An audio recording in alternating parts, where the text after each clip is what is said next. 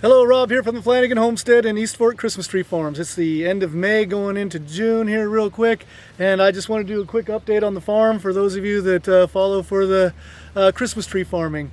What you see behind me here, we have about an acre right here. There's another acre off camera that you can't see of fairly new seedlings that have been planted. These are nobles right here, and then some of the more established acres are over here and then to the left. But anyway, what we have going on here, Barry and I for years have tried to just do minimal weed control with chemicals. We're not a big fan of chemicals. We don't like the expense of it. We don't like the environmental impact of it. So we've tried to stay away from chemicals, and we did band spraying or row spraying and whatnot. But some of the summers that have been a little bit hotter than normal lately, we felt like the weeds were really getting in, especially around our young trees, and they were taking out the moisture more than our trees were, and we had a high percentage of loss. The other thing is, you could probably see over here some of the hay fields right now. This is the grass that was in between the trees. We did not do a kill and put clover or a low-growing grass seed in there, which if you're going to leave vegetation in between rows, make sure you do a good kill one time with an herbicide at least, and then you can plant clover or some low-growing ground cover in there. But this hay field is the grass that we had, and so this isn't as tall as it's going to get, but this is what would be growing up between our trees, and you couldn't hardly find a tree in there. And so we would have been at several mowings already trying to keep all the grass down, but we just got tired of trees losing out and the grass growing for forever. So we decided that we're going to try to have bare ground this year for the first time ever, our first time in many years, bare ground and trees. So you see a lot of brown in between the trees. That's the grass that was growing.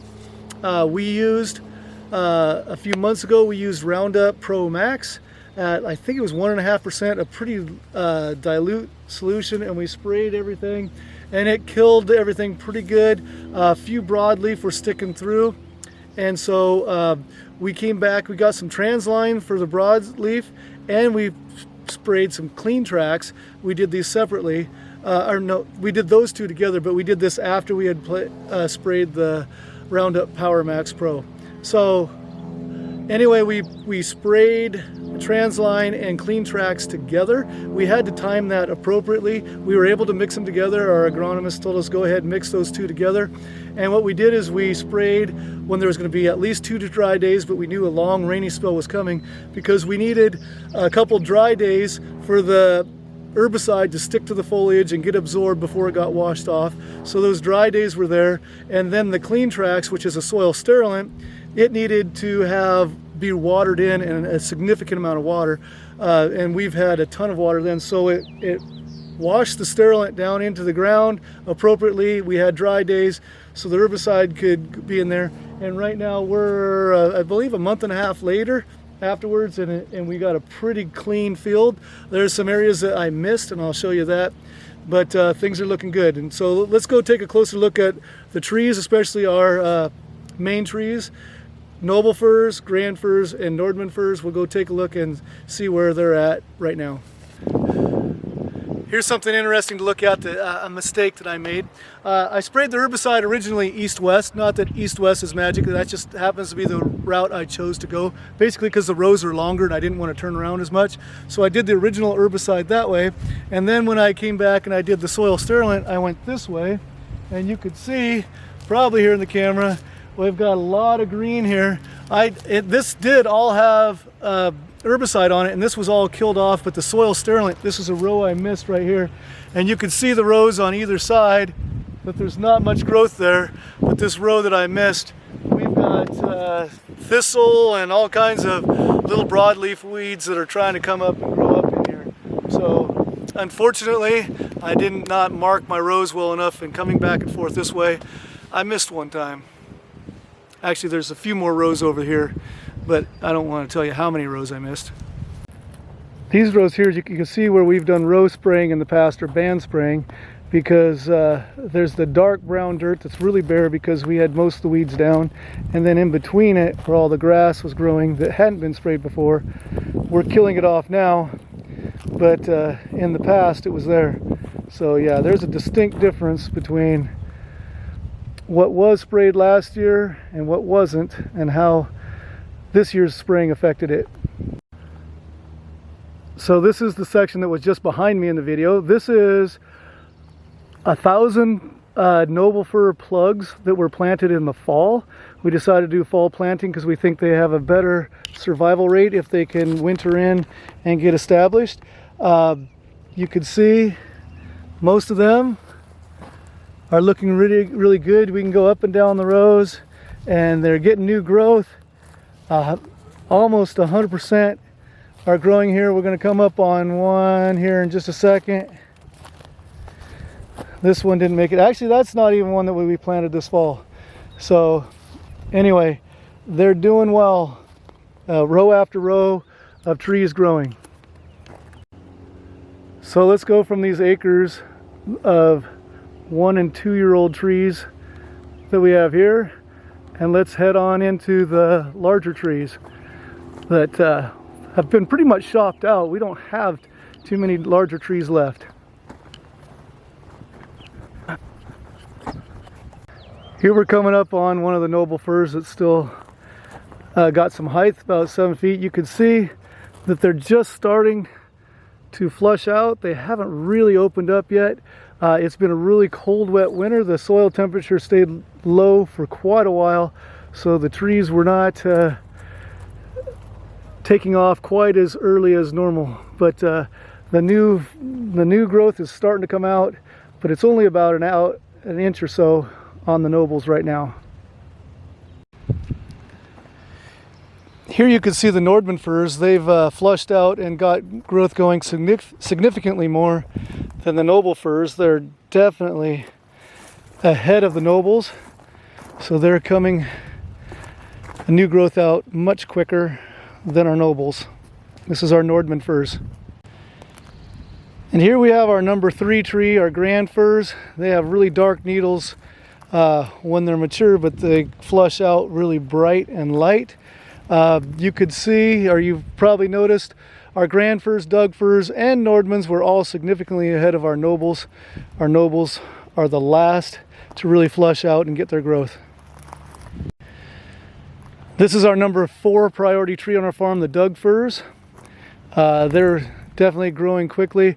The trees that are still here of the Doug firs, we had some needle issues that we couldn't figure out last year, and they lost a lot of needles on the inside, and they're trying to recover this year. So we're going to have to keep an eye on these and potentially treat them. Most of what I've shown you so far, everything's looking pretty positive. You know, it's never perfect when you're farming, but most of it's looking pretty good and I'm happy with it. Here's the one section that I'm really not happy with. We have our Nordmann firs that we planted this spring, bare root. We can't get them in plugs and do them in the winter like we did. But we've had a lot of moisture in the ground this spring, but I thought that they wouldn't be drying out. The seedlings would be doing great. But honestly, let's take a look at our Nordmann seedlings. So this is a section that's kind of indicative of what's going on. It's not dead, but it's not thriving. Here's another one that's trying to put out new growth, but it's not lush green and looking beautiful. Here's another tree that not too bad off. Hopefully that one actually looks like it'll do pretty good. And this is what we want to see. We do have a lot that looks like this too, but this is what we want to see. But we don't have as high a percentage of these, not even close to the nobles. So we're trying to figure out, did we get a chemical in the soft soil there? Can Nordmanns not take spraying over the top of seedlings like the nobles could? So there are a lot of good Nordmanns as well as the ones that aren't thriving quite as much, but definitely the percentage of thriving trees compared to our nobles that were planted in plugs in the fall, the Nordmann bare root in the spring are significantly way behind. And I don't know if it's the bare root in the spring that did it, but we've had plenty of moisture in the ground. They were planted well. I don't know if maybe the nobles could take the herbicide spray right over the top, but the Nordmanns can't handle it as well. So Barry and I are trying to figure out what exactly is going on there so that we don't repeat this. I'd say our Nobles are doing better than 90%, looking good right now, and our Nordmanns are maybe 60%, 50, 60%, maybe even less than that. I don't know, I haven't taken an exact count, but we want to address that because we love the Nordmanns, our customers love the Nordmanns. We got to have a better thriving rate on this first year of planting. So right here behind me we have the Nordmann firs that we started from seed. We planted them in these planter boxes on April 11th. So that means we started the stratification process in the end of February, beginning of March. And so this is the very end of May. So these are, 7 weeks old, something like that. So the stratification process went well. The Nordmann fir seedlings are starting. To be honest, if I didn't have a horticulture class, I don't know if I'd be growing these myself. I think for the effort and the time and the money, it's easier to just buy seedlings for someone that does this professionally by the hundreds of thousands, if not millions. But my Nordmann fir seeds are growing well.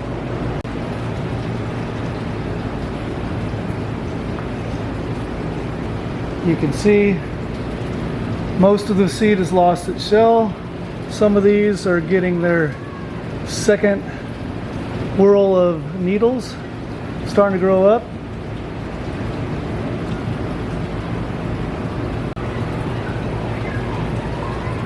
These are about 7 weeks old.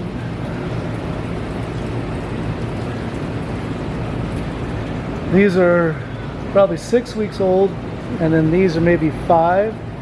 You can see some of these still have their seed shell on them. They haven't opened up completely. So what is next, you might ask? In a couple weeks here, we're going to be spraying for aphids. We're going to let the new growth come out a little bit more. The aphids really like to attack that. Traditionally, we sprayed with Ultor, but we've done that a number of years in a row now, so we might be switching to something different because we don't want them to build up a tolerance to that. And then we're going to have early to mid-July shearing and might go into August, depending on how long it takes. And then we're going to let the trees rest and wait for the harvest season.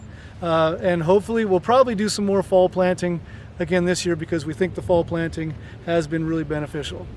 So once again, thanks for joining me on the Flanagan Homestead, where Christmas trees are my business, teaching including horticulture is my job, and outdoor projects are my passion. Be blessed, everyone. Thanks for joining me. Hey, hit the like button if you don't mind.